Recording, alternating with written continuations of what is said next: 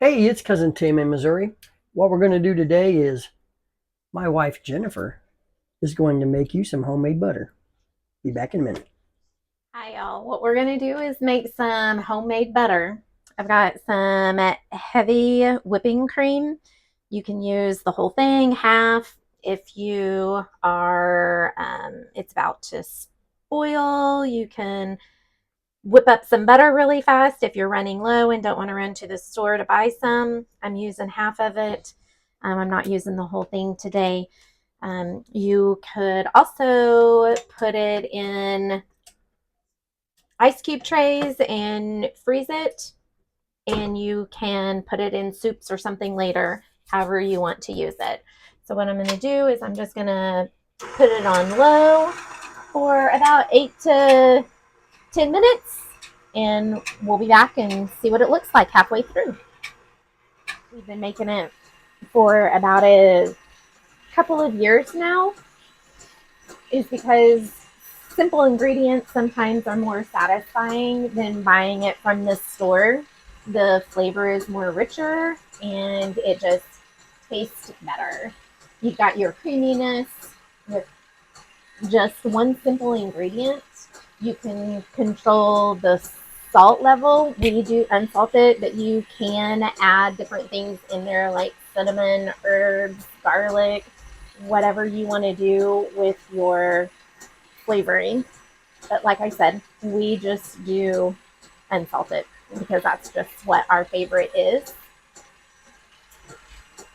And there's something special about taking a simple carton of cream and turning it into your own butter right in your own kitchen. You can use a stand mixer, you can use a food processor, whatever it is that you have. You can even use a hand mixer. It might take a little bit longer, but you can use it. And or if you got some kids running around or some grandkids, what you can do is get those little mason jars with some marbles, pour some in it, and just let them go to town shaking. Give them something easy and fun to do. Now we're at the whipped cream stage, but we're not going to stop here. We're going to keep on mixing. I'm going to turn it up just a little bit so that way we can start to notice the texture and the change. And it will become thicker and eventually it will separate.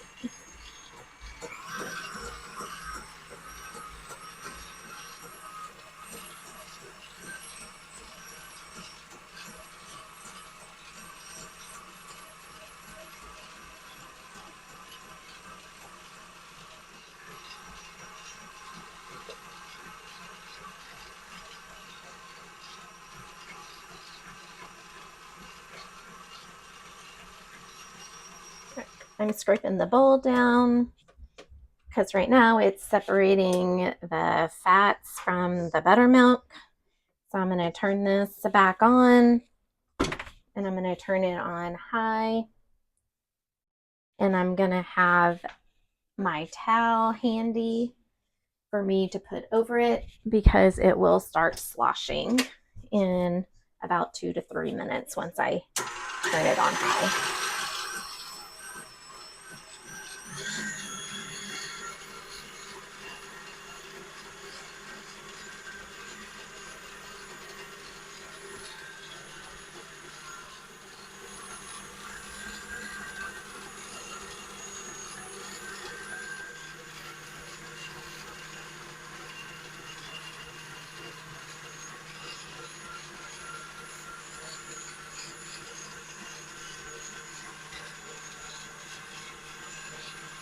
As you can hear, it's starting to slosh, so I have a towel over it so that way it doesn't splash everywhere.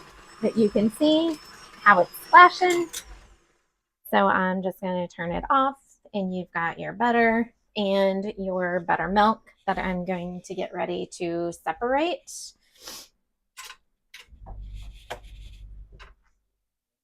I have my mixing bowl here, and I have a little strainer that fits right down inside, whatever it looks like for you on yours, however you want to do it. Some people put it on a bowl of ice. I'm not doing that this time. I'm doing things just a little bit different. I know that helps kind of extract the buttermilk out a little bit better and rinse it off at the same time. So my son had used cheesecloth and he had some extra leftover. So I'm going to try that today. Usually I do my hands. I'm just going to drain what I can off, put my butter on it, and then I'm going to set this aside on a plate. And then I'm going to wring out. I think that that's why you use the cold water. So that way you can wring out all that excess